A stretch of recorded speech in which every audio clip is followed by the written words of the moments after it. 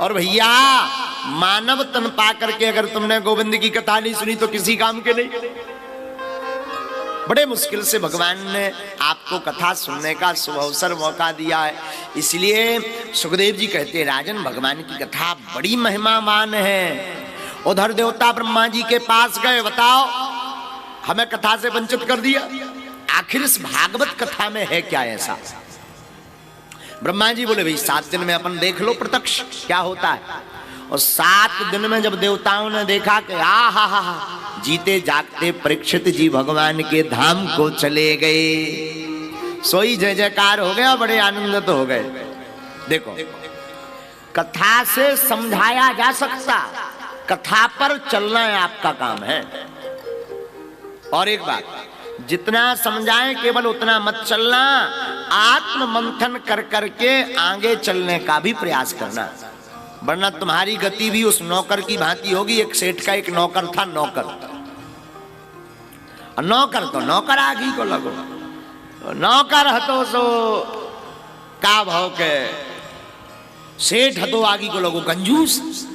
सेठ ने कहा कि ये रामू घर में कोई भी आया करें तो हम कहा करें कि ठंडाई ले आओ, तुम 2-3 चीजें बता दिया करो कि शरबत लाऊं के पेप्सी लाऊं के कोको कोला लाऊं, हम कह दिया करेंगे हाँ ठीक है जो भी बन लगे, शरबत बना, जब पेप्सी लगे कोको कोला, सामने वाला अपने आप मना कर दे।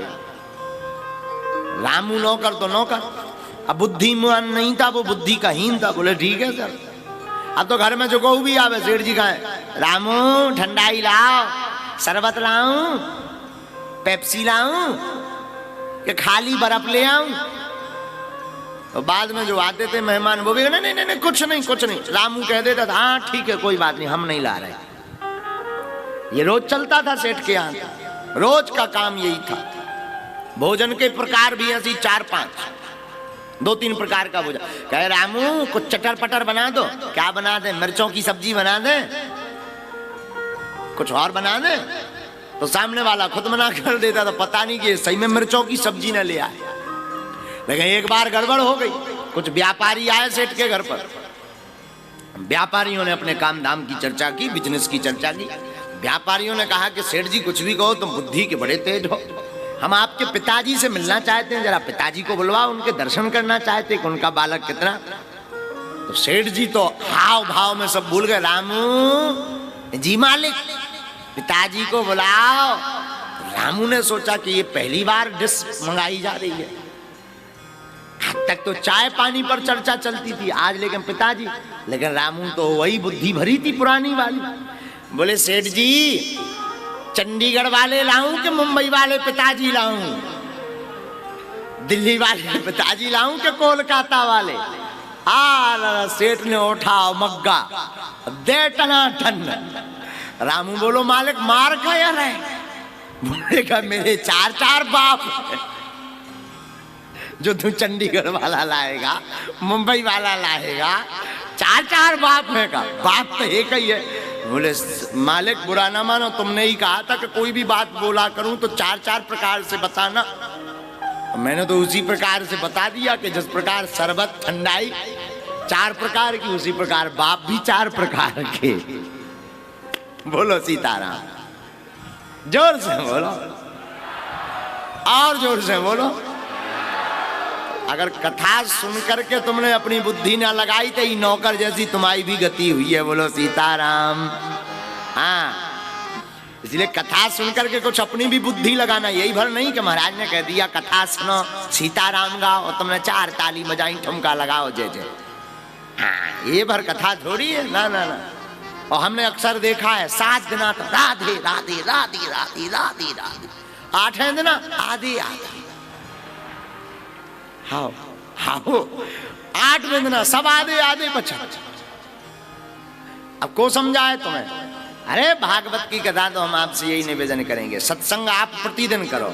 कथा पूरी हो गई, अपनी टीवी खोलो, संस्कार टीवी पर कथा आती रहती है, किसी न किसी महापुरुष। बागेश्वर धाम चैनल खोलो, पुरानी कथा सुनो। और आगे यहाँ की कथा पूर्ण होगी 8 तारीख से फिर बीना में। अब अगली कथा जो होगी वो संस्कार टीवी पे वो राम कथा होगी। हाँ, अब राम जी के चरित्र पर कथा गाएंगे, तो सुनो। रोज सुनोगे। अच्छा महाराज रोज क्यों सुनना है? भैया रोज क्यों खाते हो? महाराज रोज खाएंगे तभी तो एनर्जी आएगी। उसी प्रकार रोज गाओगे, रोज कथा सुनोगे, तभी तो गोविंद तुम्हारे चित्त में आएंगे। रोज खाने से जिस प्रकार रोज एनर्जी आती है, उसी प्रकार रोज गाओ और रोज गोविंद की कथा सुनो, तब तो गोविंदा है। अब तुम्हें एक दिन दे दो जाए महीना भर में, 28 दिन एकदम कर दो जाए सफा चट, 29वें दिन तुम नकरिया से सूख जाओ बांस जैसे। हाँ जी या ना जी? बोलो ना, पक्का ना? इसलिए रोज भगवान की कथा सुनो भैया। भगवान की कथा सब जगह नहीं मिलनी।